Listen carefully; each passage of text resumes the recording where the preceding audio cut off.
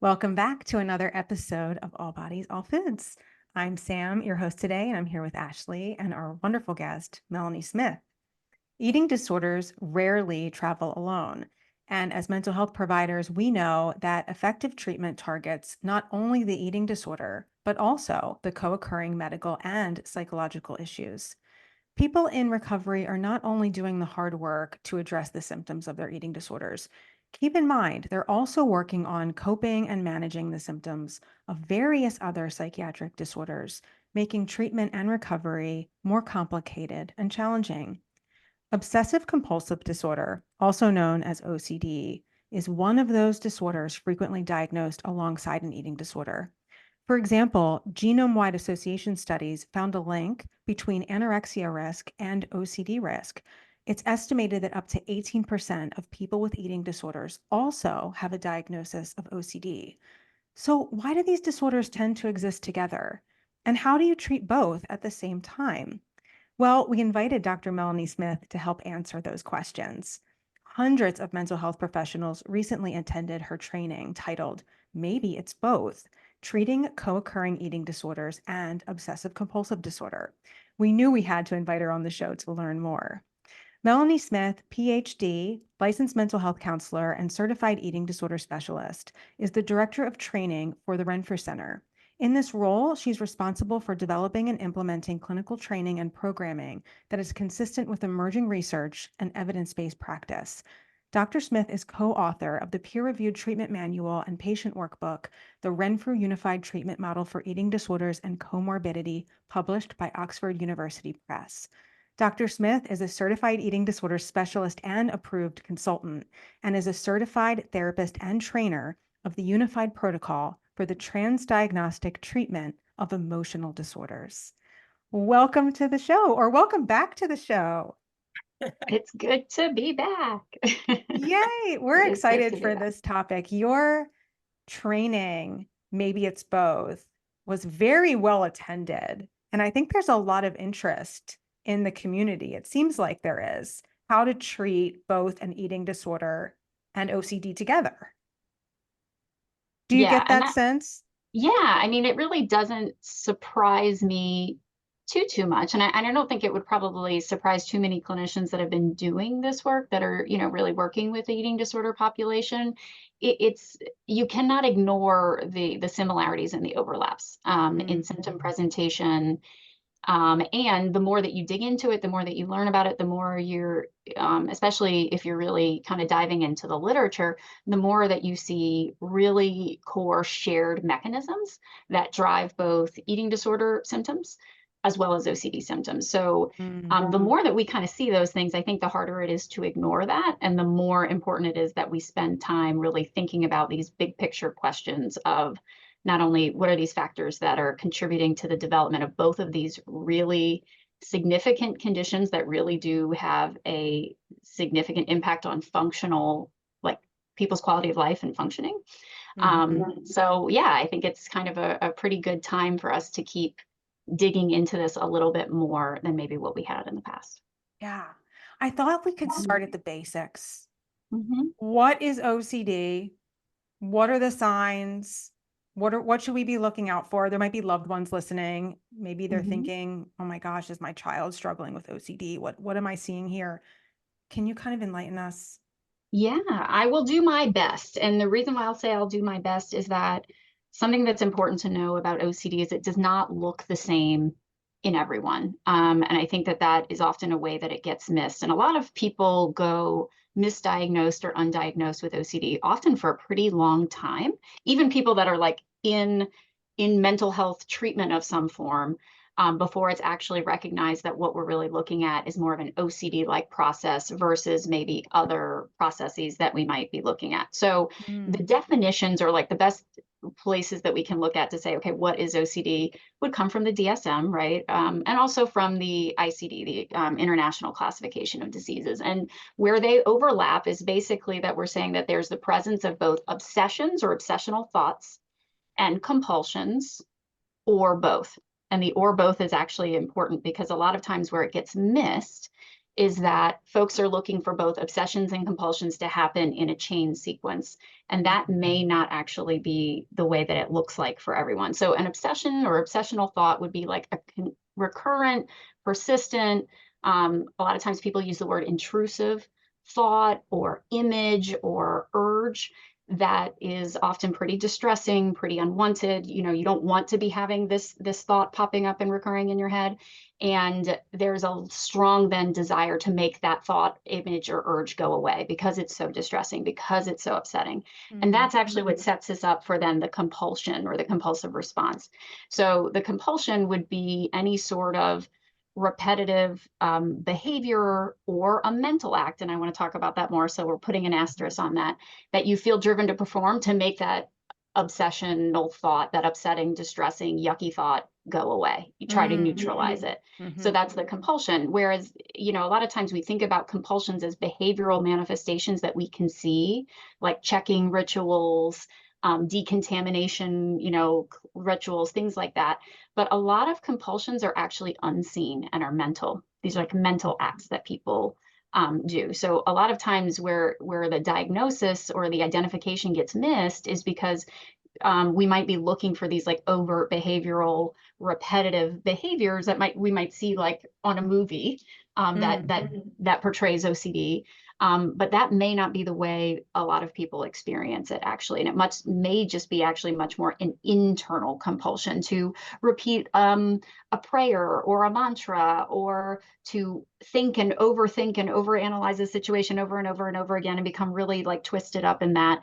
That could be the compulsion rather than someone tapping, touching, checking, cleaning, things like that.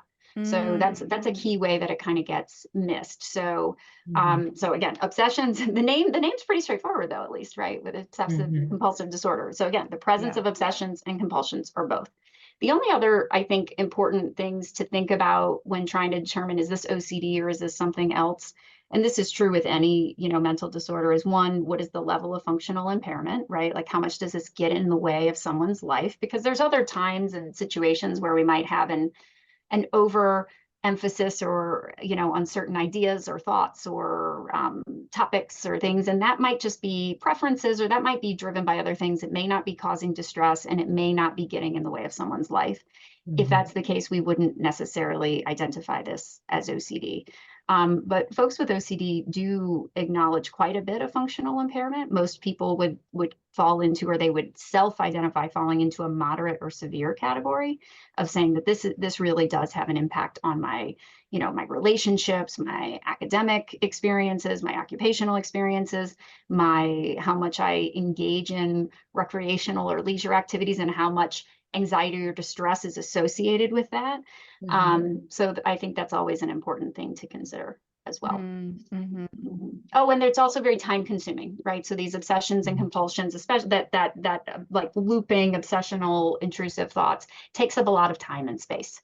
You know, so it's just incidental, that pops in your head and it pops right back out. It might be upsetting, it might be distressing, but it may not be an OCD-like process. So what I always look for or think about is the process or the mechanism, not so much like the behavioral checklist.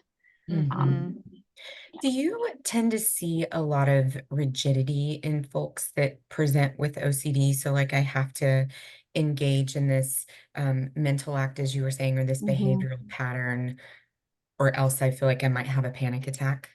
Yes, very explicitly so. And I think that that's one of those, when we start talking more about it, again, about mechanisms, or another way to think about that is like drivers, or like reasons that someone might develop this pattern. Some of the core mechanisms that are really at play here with OCD is this intolerance for uncertainty, right? Like I'm very uncomfortable with not knowing what's going to happen, or not knowing how I'm going to feel, like, and I can't tolerate that feeling. So there are these compulsions, right? Or safety behaviors is another way that you might, you know, that I engage in to try to make myself feel better or less uncertain, because that is not tolerable to me. So a lot of intolerance and uncertainty, a lot of harm avoidance, right? I don't want to feel this discomfort or any sort of potential bad outcome, because I'm often going to assume that there's going to be some sort of bad or catastrophic outcome, and I'm trying to prevent or protect myself from that, which then people intuitively and somewhat adaptively, but not always adaptively, identify strategies for keeping themselves safe. And a lot of times that safe is actually more like emotionally safe feeling, meaning not Right. uncomfortable, not in that icky place of uncertainty. So that's where that rigidity kicks in, because they often will develop long list of rules about what they will do, what they won't do, what types of experiences they're willing to have, in order to prevent themselves from feeling that uncertainty that they find so intolerable. So yes, rigidity is a pretty marked, observable characteristic in many cases, not always, but certainly a lot. But it's a self-protective rigidity, right? It's preventing myself from feeling unsafe and uncomfortable. Yeah. Right. Yeah. There's that relief, that Mhm. immediate emotional payoff where it's like, oh, this compulsion made me feel a little bit better temporarily. And that can be really reinforcing. Super reinforcing, more reinforcing than getting a reward for doing the hard thing. Yeah. Right. And this is how it keeps going. And this is how really a lot of, you know, emotional disorders kind of take hold within someone and grow over time, is because it is so self-reinforcing in this way, because none of us want to feel discomfort or distress. Like, we are hardwired to not want to feel that way. Some of us have more capacity in our ability to tolerate that in others, which is actually a key thing to think about when thinking about how do we treat it, is how do we build that capacity for folks to tolerate that uncertainty if we know that the intolerance of uncertainty is a core driver of this in the first place. Right. That makes sense. I have a quick question. What's your perspective on OCD getting misdiagnosed? Is it sometimes thought to be something else? Yeah, a lot of times. A lot of times, one of the most common things that it might get misdiagnosed at is just more like generalized anxiety, because often, folks with OCD do just kind of overtly present as just anxious in lots of different ways. But again, if you're not really, from a clinician perspective and assessment perspective, kind of digging into the driving mechanism that's keeping it going, you can kind of miss it. Now, sometimes that's not the end of the world, depending on the types of treatments that you use. Because if you're using treatments that are targeting those core mechanisms, whether you call it generalized anxiety or whether you're more specific with OCD, or whether you're, it may not matter that much if you're using a treatment that is designed to be helpful in both areas. And it's also not uncommon for folks with OCD to also have generalized anxiety. And actually, if you look at the DSM and you look at all of the rule outs, I think that gives you, it's a very long list. And I actually have them pulled up because I wouldn't be able to remember them all, but I had a feeling you might ask something like this. So GAD being the first, generalized anxiety disorder being the first, but body dysmorphic disorder, which is actually in the same chapter or category in the DSM. It's actually not under eating disorders. It's not under anxiety disorders. It's under obsessive compulsive and related disorders, because there are so many shared aspects, but it's also super specific to body, right? To bodily, obsessions and compulsions specifically around the appearance, shape, size, whatever of body. But also, a lot of similarities, but still not the same as hoarding, trichotillomania, excoriation or skin picking, hypochondriasis, or now called illness, anxiety disorder. It's, while there are still notable elements, especially with compulsive behaviors that are difficult to change, of impulse control issues, it's not necessarily an impulse control disorder, even though there is an impulse control struggle with acting on compulsions. And a really important rule out, though, is that folks need to recognize that whatever the obsessional thought is and the compulsion that follows it is something that is coming from their own internal, like, mind-body experience. It's not coming externally, meaning, right? So it's definitely not the same as, and a big key rule out would be like any sort of psychotic process or thought disorder process, meaning these intrusive thoughts are not being intruded in to my brain by the government through radio waves or anything like that, right? Like that would be a rule out. That's not OCD. That would be more of a, thought disorder type process. So there's lots of diagnostic questions to ask to kind of get down to it as to whether or not this is or isn't OCD. And again, sometimes I think that's a useful diagnostic process to dig into. Sometimes, depending on the type of treatment you use, maybe it may not be that critically important to determine the difference. But we'll probably get to that later. Yeah. Thanks, Melanie. That was Mm-hmm. great information initially. Okay, so a question about, I kind of want to talk about like social media for a second, or just mental illness represented in the media. We know that it can come in many forms, and we know that, like, you know, on TikTok and the other social media, people love to diagnose other people, and say things like, "You're so OCD if," you know, et cetera, et cetera. So can you help us kind of bust some of the myths that we've been hearing in the media, in social media? What are the stereotypes that we hear? What is actually correct about OCD? Yeah, that's a great question and probably one of the most important ones. And when I'm doing a training, it's usually where I start, is I start with the Okay. myths first, because most Okay. of us, even clinicians who have some training, if it's not like targeted specific OCD training, probably subscribe to some of these same myths. Yeah. So, you know, media representations of OCD, whether it's social media, television, movies, going way back, do tend to only illustrate one specific kind of stereotypical archetype of OCD, which often is someone who is, as you mentioned earlier, highly rigid, which we're not saying that rigidity isn't a part of it, but it isn't always. And it's not the only or most prominent component. A lot of times what you see illustrated in the media are high levels of perfectionism, orderliness, cleanliness, concerns about germs, or tidiness, or, you know, I need to sit in this spot and I can't sit in that spot because that's my spot, things like that, which all of those are things that absolutely can be part of someone's experience with OCD, but it is not in any way all inclusive and really does miss actually a vast majority of the OCD subtypes. So Yeah. I mentioned there were a lot of rule outs. There's also a lot of like subtypes. And when we say subtypes, really what we're talking about is like descriptions of the way that OCD can look or manifest, right? So the most common one that we see, subtype that we see illustrated in media is contamination. Contamination OCD, which again is fear of like icky, sticky, dirty, yucky things, germs, viruses, bacteria, you name it, right?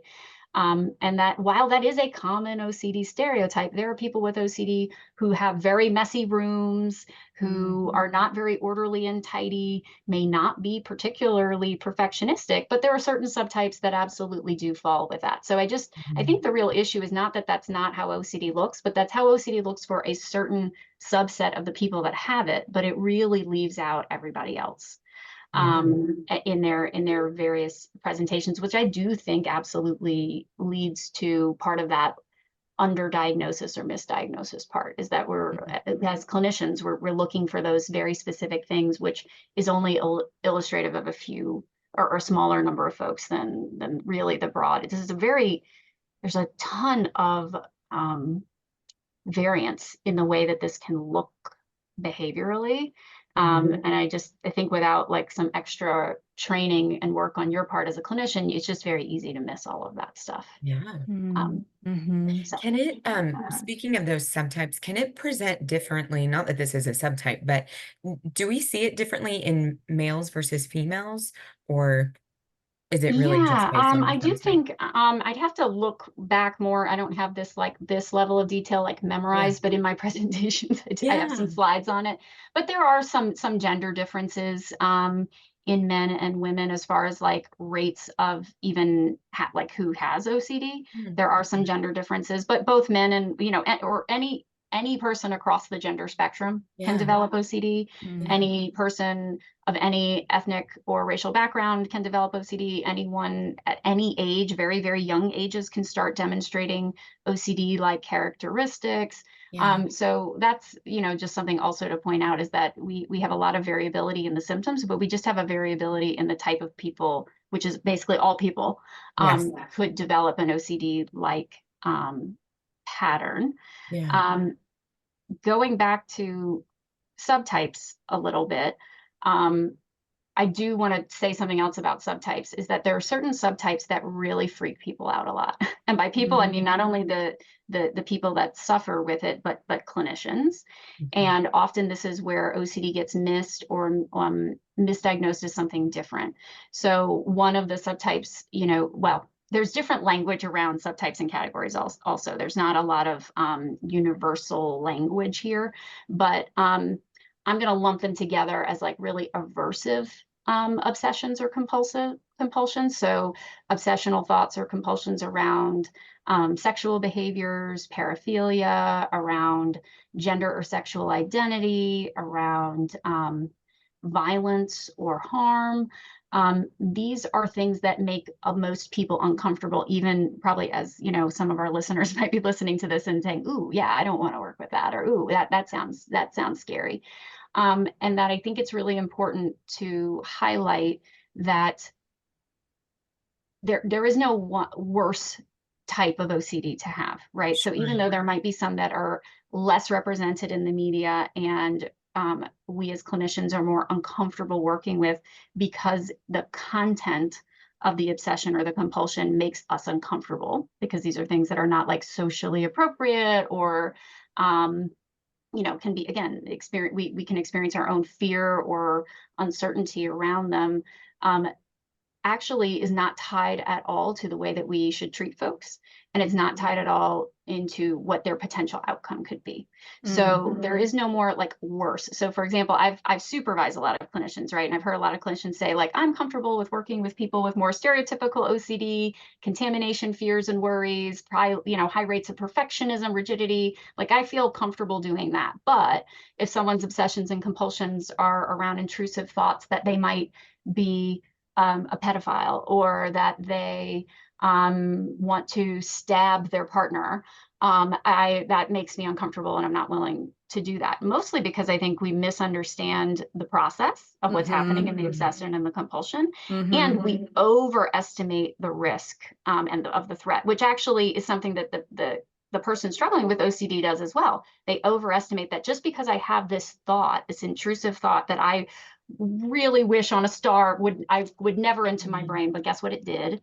That does not mean that they are actually any more likely to act on it. So when thinking about harm, OCD, violence, related OCD, sexual or paraphilia related, those folks are no more likely to perpetrate crimes or violence or sexual violence without consent than anyone else. And I just think that's a really important thing for clinicians and for people who are struggling to hear. It does not make people bad. It doesn't make people bad people. It doesn't make them not worthy of help. And it doesn't also mean that they're not able to be helped. Folks with OCD of all different subtypes can make significant improvements in their functioning, regardless of how aversive or scary or uncomfortable the intrusive thought or compulsion is.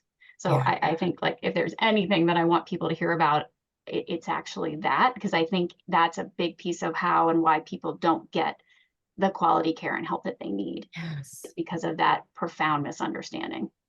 This is so important because I'm just thinking to myself how much courage it would take for certain clients to admit that I have these thoughts, and how much shame can be associated with them, and fear that they're going to act out on them. And then to have a clinician who maybe is also afraid that they're going to act out on it can really do a lot of harm. Absolutely. If someone, is feeling, judged in that way, one, it just reinforces their beliefs and their overestimation of that risk and that threat for themselves. And it's not going to likely result in the trust and therapeutic alliance that needs to happen in order to actually facilitate change and like do good quality evidence-based treatment around OCD. So this is a huge issue. That really, again, I think is a big contributor to folks staying struggling a lot longer than maybe they need to. And struggling in silence. Yeah. Without support and without feeling, again, like it's safe enough in that therapeutic relationship to be very honest, which is what is necessary to be honest, to be transparent, to be vulnerable. When that you take that leap and that risk of being vulnerable and saying the big scary thing out loud, and you're met with judgment or uneasiness on the part of the clinician. Like I can't think of a I can't think of something that like kind of interrupts or ruptures that alliance more than that. So Absolutely. yeah. Just to bring things back to OCD and eating disorders for a moment, I'm familiar with some of the research, those genome-wide association studies that found anorexia nervosa risk seems to travel alongside OCD risk as well. So there seems to be a genetic explanation for this, but from your perspective, why do you think OCD and eating disorders seem to travel together so frequently? Yeah. Well, and I think I think starting with that genetic place, I think is important because there are, just as I mentioned earlier, there are shared mechanisms, right? That intolerance of uncertainty, we absolutely see that in eating disorders. Yes. Harm avoidance, we certainly see that in eating disorders. Anxiety sensitivity, which is the anxiety about anxiety that folks feel, meaning that once I start to feel anxiety and I notice it in my body and my body starts to react, I then get more anxious and freak out even more. So folks with all of those same characteristics, which really are traits, which traits are tied to our genetics and our temperament, right? Those are shared traits. And we know that some of those traits do have genetic origins. So there is actually very similar rates of heritability of eating disorders as there are of OCD. And like you said, there are shared overlapping genetic risks with OCD, with eating disorders, and actually also with autism. And even Tourette's syndrome, that all of these have some shared gene explanations. Now, for all of these conditions that I just mentioned, there is no one single gene explanation, right? So unlike other conditions, like one of the best examples I can give, because a lot of people know about it or understand it, is like for risk development for developing breast cancer, right? Like they've identified the BRCA gene, right? They can pull that out and say, this really increases your risk of developing breast cancer. They don't have that. We don't have like an eating disorder gene or an OCD gene that we can, but there are clusters of genes that do seem to kind of hang together in these that have these same shared temperamental, temperament styles and character traits that are shared and overlapping. So for both eating disorders and OCD, genetics absolutely do increase folks' vulnerability and risk. Now, what we also then have to add, right, is that environment and many other factors very much interact with that, right? That's where how and why we study epigenetics, is looking at all those environmental factors, stressors, access to resources, behavioral responses to our existing temperamental traits. All of those things interact with that to then determine ultimately whether someone does or doesn't develop it. Yes, our DNA is not our destiny, as I It's like to not our say. destiny. Yeah. But it's so useful to understand it, right? And understanding what our vulnerabilities are, so that maybe we can work to protect against that or prevent that, right? But yeah, we can't, it's not our destiny, and we also can't change them. We can't unring the bell. Right, right. Well, and there's even theories that we might inherit also genetic things that protect us from mental health. So, on Absolutely. one side of the coin, we can't change our vulnerability or our risk that we inherit, but we might also inherit things that help us cope. Right. Yeah. Well, and I think another thing to point out or think about with that interaction effect of our kind of genetic predisposition, but then there are these, quote unquote, environmental factors that can influence that direction. Thinking about, a kid that is born with high trait anxiety, high levels of all of those kind of things that I mentioned earlier, anxiety sensitivity, intolerance of uncertainty, harm avoidance, right? It's like a recipe to develop an eating disorder or OCD or some other kind of related overlapping condition, right? But when we think about the context of parenting and bringing up this young child with these vulnerabilities, that to me is an environmental factor we can make some change in, right? Because if we identify that our child has these tendencies, how we react might reinforce those tendencies, right? We over accommodate. We say, oh, no, sweet baby angel, you cannot ever be anxious or uncomfortable or uncertain. And I will try to craft your world and your environment so that you never have to experience this uncomfortable uncertainty about what's going to happen, or you never have to experience difficult situations or anxiety or higher expectations because that's too much for you. That sort of over accommodation can, in combination with that genetic predisposition, really allow those traits to be, really expressed in a pretty significant way. And it's just kind of becomes part of that family system. Whereas if you have a parent that kind of understands this vulnerability and also understands the way that this vulnerability could limit their child, right, over time, and we're not just talking about children, but just for the example, and is saying, yes, you have anxiety, and it makes sense that you have anxiety. It makes sense that this is uncomfortable because it's new or unfamiliar for you, and you prefer to know what's happening. But guess what? In real life, we don't always know what's happening. Maybe let's try it out. Let's experiment. Let's allow ourselves to be a little anxious, a little uncomfortable. It's not the worst thing in the world. It'll pass. It's not dangerous. It's not unsafe. So that's, to me, is one of those big, like, environmental, factors that we can actually do something about if we identify it and have recognition of it pretty early on. In other words, when there's a parent or a caregiver with their own ability to tolerate discomfort, it's a protective factor for their kid. Yes, hugely. So, and again, I would say that whole explanation I just have is equally true for eating disorders as it is for OCD. Right. And really all mental health disorders. Truly. Like that's I mean, what I'm giving you there, right, is a pretty straightforward transdiagnostic conceptualization a little bit, right? But bringing together the genetic vulnerability and the kind of environmental milieu that we're living in, and how supportive or not is that of that genetic kind of predisposition. Right. So Mel, thinking about recovery, thinking about specifically eating disorder recovery, it can be really challenging, right? It can be hard enough. Then if somebody is also experiencing OCD alongside of that, that's like, two big things they're working on at the same time. What are some unique factors that they may be experiencing in their recovery journey, having both an eating disorder and OCD? Well, I think I'm trying to identify unique factors, but I guess maybe what I'm getting at is that maybe it's not that unique.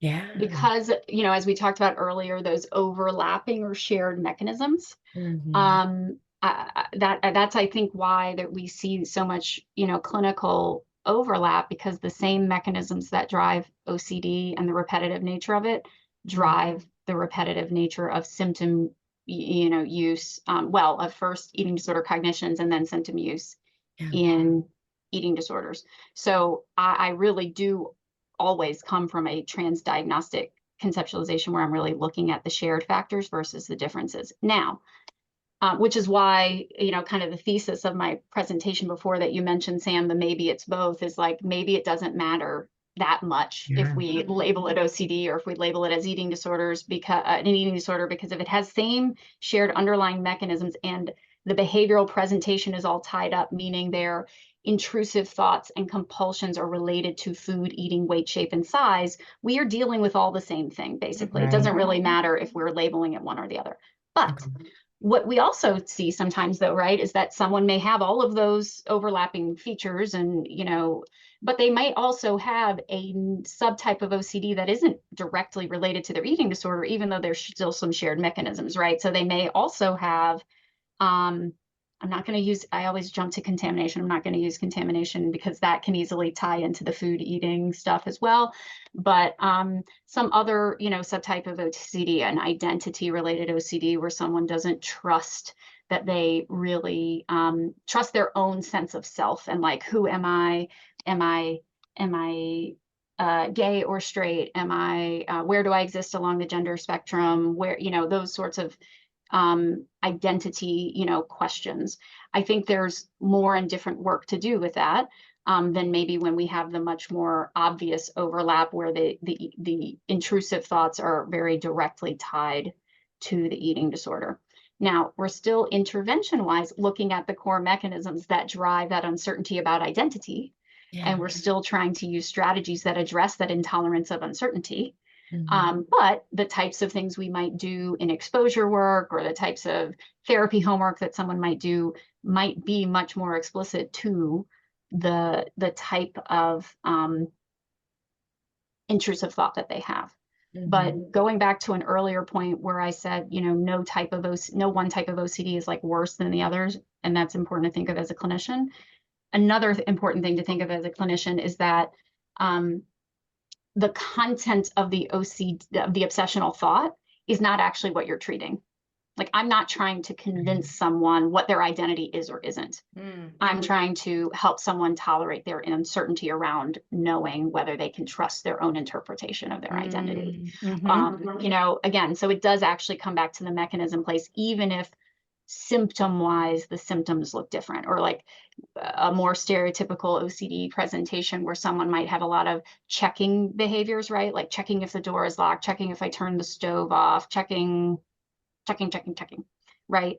Like, yeah, you might design some behavioral interventions, i.e. exposures that explicitly practice them basically not engaging in the compulsion, which is the repetitive checking behavior, which doesn't have an obvious overlap in that exposure with an eating disorder symptom. But at a mechanism level and at a big picture level, it does still have overlap, because if I can, in exposure, get you to tolerate your discomfort and uncertainty about whether you turned the stove off after checking it once, not 30 times, I would want that. And as a therapist, I'd be trying to make that bridge for folks, that we want to generalize that learning of tolerating that distress and that uncertainty to any distress or uncertainty you had around the food that you put in your body, what it's going to do to your body or your weight or your shape or your size or whatever, right? So I'm always looking to generalize and translate and see what's shared versus what's different. So I think that's another important thing, putting my supervisor hat on for clinicians that are trying to learn and trying to grow in this, is I don't think you have to look at someone with co-occurring OCD and eating disorders and be like, oh, this is extra tough. Gotcha. I mean, I don't know. Maybe you know, if we're looking at them transdiagnostically, like I don't think it has to be. I think there's more shared than there is different. Which I think is actually important to instilling self-efficacy within the clinician of like, yes, we can do this work. I can help you with these things, and I can help you with these things simultaneously. It doesn't have, you don't need to go to an eating disorder program and then a separate OCD program. If we have a treatment that's targeting those underlying shared mechanisms, we should be working on all of it at the same time. And I think that's the business. That's the good stuff. When we can do that. That's really helpful. Because I'm just thinking about it as someone coming really from like the eating disorder side. That makes everything that you just said made so much sense to me. Like, increasing distress tolerance is really going to serve both avenues. And I'm thinking about that specifically with eating disorders. Like, you know, we say sometimes like, it's not necessarily about the food, right? And what we're saying there is it's not about, it's not necessarily about like, right, exactly what they're putting in their mouth or why the food is there. It's about increasing their distress tolerance to be able to put it in their mouth, right? And so that makes sense to me about the OCD compulsions and behaviors as well. And I'm thinking specifically about one of the subtypes that you mentioned of like, you know, violence, or like, I know people have done exposure interventions before where they have left, you know, maybe knives in the kitchen and stuff like that, because it's not about that compulsion. It's about the distress tolerance that they're experiencing on the inside. Absolutely. Yeah. And I think that's such a, first of all, just more efficient way to kind of get to where you want to go. But again, the more that we can generalize the learning in the treatment, the quicker folks are going to start feeling better and start to believe and build that self-efficacy within themselves of like, I can do this. Like, yeah, I can have this scary intrusive thought, or I can, that might be around harm or violence. I can also have this really upsetting, shame-filled intrusive thought about my body or what I'm putting into it and what that means about me as a person.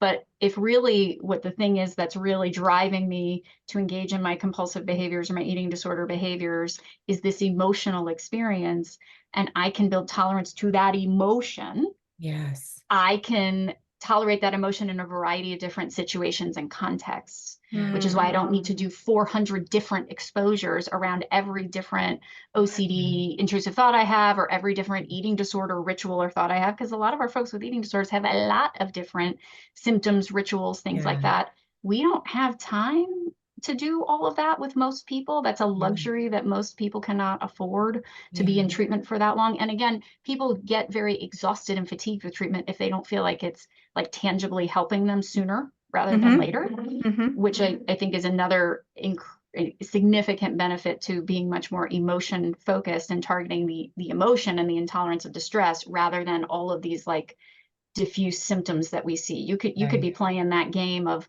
trying to stomp out whack-a-mole all those symptoms forever and not really make any headway. But if we look at the shared core underlying mechanism, intolerance of uncertainty, intolerance of negative emotions, harm avoidance, things like experiential and emotional avoidance, you can much more effectively, much more quickly make big and sustainable change for folks. Which is why we always want to start there in our conceptualization and have our treatment follow from that. Yes. So, quick question. I'm thinking about motivation and ambivalence in eating disorder recovery, and it's not uncommon. Maybe there's a client who is really motivated to work on their OCD, but not so motivated. Maybe they're not ready yet, maybe to work on their eating disorder. What's your perspective on focusing on one, but not the other, or vice versa? Yeah. Well, and again, we see people at all different entry points, right? So I do think there's some assessment that needs to be done, again, first to kind of identify, okay, are there maybe shared core underlying mechanisms that the patient doesn't recognize? And if I am able to illustrate that to them effectively, maybe they will be more bought into doing that work if they can see the way that it's connected. But a real battle with both eating disorders and OCD, because it's not that everyone with OCD is eager to do the treatment either. Like folks with OCD have plenty of ambivalence as well, because a lot of time those compulsive behaviors, which you might label at certain times as safety behaviors, right, can be very egocentric, meaning I believe that this ritual, this compulsion keeps me safe, right? Because I feel less uncertain and less scared. And when I do it, it kind of manages my emotion and my affect. So I think we have, ambivalence challenges there too. But again, I know I might sound like a broken record, but it's for a reason, is I do try to still bring it back to mechanisms. And I think if I can get them bought into that and illustrate that like it is actually the same underlying mechanism, one will serve the other. So if you're more willing and open, because I want to roll, a key part of motivational enhancement, motivational interviewing is roll with that resistance, normalize that ambivalence. I can roll with that and say, okay, you want to focus more on OCD related stuff because that feels more like accessible and achievable to you, that you feel like that's causing more functional impairment. Okay. But I'm also not going to like keep it a secret that these are the same mechanisms that you're experiencing in your eating disorder. So, okay, let's work on the OCD, let's work on these mechanisms, but I am going to point out all the ways that carries over in informing your eating disorder. And hopefully, I would like to think that might actually serve as a motivator to say, okay, I actually do realize these things are not really that different. There may be, again, additional hurdles because someone may cognitively still have a bigger hurdle of like accepting their body in a different weight, shape, or size than what it is now. So they might be able to, okay, I can buy into wanting to tolerate uncertainty, but I may not be able to buy in yet that I need to accept my body for what it is. Okay, you may not be bought into that yet, but let's work on the emotional piece first. And I do believe and have seen, right, that if we work on that emotional piece first, that does a lot of help towards then going back to some of those tightly held beliefs that folks have, because those beliefs are held so tight because the emotion is driving them and reinforcing them. Right. But if we can make some movement on that, then we're probably still making movement on everything anyway. Yeah. It makes me think of like the ripple effect, like the emotion is in the middle. That's the core of what is driving this. And if I can work on that, like bigger, I can work on these bigger and bigger things. Mhm. And I've seen that too, Sam. I'm sure you have too in our work, how our clients can come in really with this kind of uh, disconnected sense of self and not wanting to experience, the whole self and what that self has, but like leave with like this very, well, a more solid ego state and a more solid, like, I can do, I can do hard things. Confidence, Yeah, like walking out the door with yeah, confidence, like, yeah, wow, with I did confidence. this. Yeah, What else can I do? I can do yeah, a lot of things maybe I thought I couldn't do before. yeah, Yeah. Yeah, it all builds upon itself. So again, I wouldn't necessarily identify that as a problem.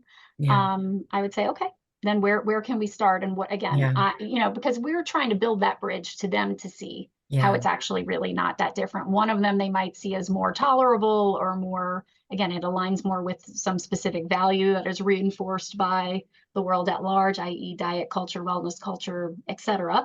yeah.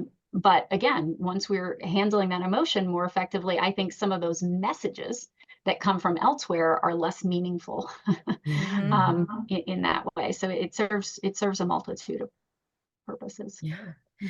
So, Melanie, if someone is listening to us today that might feel like, oh, some of this is landing with me, regardless of OCD or eating disorder, what would you suggest be the first step for them to receive support with this? Mhm. I mean, I'm always when you're talking about steps to receive support, especially if you're talking about like profession, Yeah. identifying and working with a professional, I I'm a stickler for specialty care. I think it's important that you see specialists. And so because a lot of the information and knowledge I have about eating disorders and about OCD, I did not get not a lot of it, all of it came outside of graduate school, Yeah. right? So I do think folks with specialized training and experience are really who you need to be focusing on. Because again, when we think about all those years that people go misdiagnosed and undiagnosed, a lot of times it's because they're working with folks that really don't know what they're looking at, which doesn't mean that folks that are generalists don't know what they're doing, but they don't have the experience to be able to identify it more clearly. So I would explicitly be looking for people that not only advertise themselves as being an eating disorder specialist or whatever, but actually having training and professional experiences to back that up. So yeah, you got to do your homework with that, which is not always easy. And Yeah. just because something's on a website doesn't make it the truth, the whole truth, and nothing but the truth. But I do really prioritize that. I do prioritize folks using evidence-based treatments. So when we're Yeah. talking about evidence-based treatments for eating disorders, evidence-based treatment for OCD, OCD treatment, the gold standard of treatment is some form of CBT, which there are lots of different forms of CBT, plus ERP, exposure and response prevention. Yeah. I personally can't conceive of OCD treatment being effective without the ERP component. Mhm. So again, individuals that specialize in using exposure type strategies, I do think that that's really, really critically important. Otherwise, you might be talking about your obsessions and compulsions and talking about them in typical kind of psychotherapy constructs, and you may just not really get anywhere other than just actually sometimes not doing OCD targeted treatment in this way. When we think about this repetitive looping intrusive thoughts, Mhm. can actually make that worse because Yeah. you're actually just overthinking them. Right. So Mhm. which is why the identification is so important. So specialists first. um yeah, Yeah. specialists first. For our Well, audience members out there who want to learn more about OCD, yeah. any resources you can share, and how can they connect with you and learn more from you? Okay, yeah, great. Well, a great resource for OCD information, because I would imagine our audience includes a lot of folks that work in or experience eating disorders themselves, right? So they're aware of a lot of those resources, but may not or want and are wanting to learn more about OCD. The best direct and free resource is IOCDF, the International OCD Foundation. They Okay. have a wonderful website, iocdf.org, I think it is. If you just Mhm. Google We'll link international, it. so it'll come out. Mhm. Wonderful, tons of resources available free on their webpage. There's a lot more resources available if you become a member, you know, of a professional of their professional organization, which may not necessarily be the step that most folks need to take. But for your basic like information, especially with tools for like diagnosis and identifying and differentiating OCD from other conditions, very useful. And they also have good resources for patients themselves and for family members. And again, I love a free resource. As far as treatment approaches, if the stuff that I was talking about today appealed to you, I was talking directly and straight from the Renfrew Unified Treatment Model for eating disorders. So I'm always careful of not like being a commercial for it, but I want to be a commercial for it because we worked for a really long time on it, and I really have seen it help a lot of people. The resources for that, we have resources on our, you know, Renfrew website, obviously, but the books that patients, you know, we have a patient workbook. Those are available on Amazon. And what I'll tell you is we don't make any money off of it. So it is not really a sales pitch. It was truly a labor of love. It doesn't, so I do feel comfortable endorsing it and saying maybe you should check it out. So we have a clinician version and a patient version. A lot of folks like to use it as a semi version of self-help. I'm not necessarily recommending that be the way that you're doing it, but it's a good way to kind of learn and like get a sense of it, that then can be very useful in treatment. But treatment with a professional that specializes, ideally. Yeah. Melanie, thank you so much for being here with us today. I feel like this was so incredibly helpful, and I can't wait for our audience to hear this episode. And thank you to our listeners for being here with us as well. Thanks for having me again.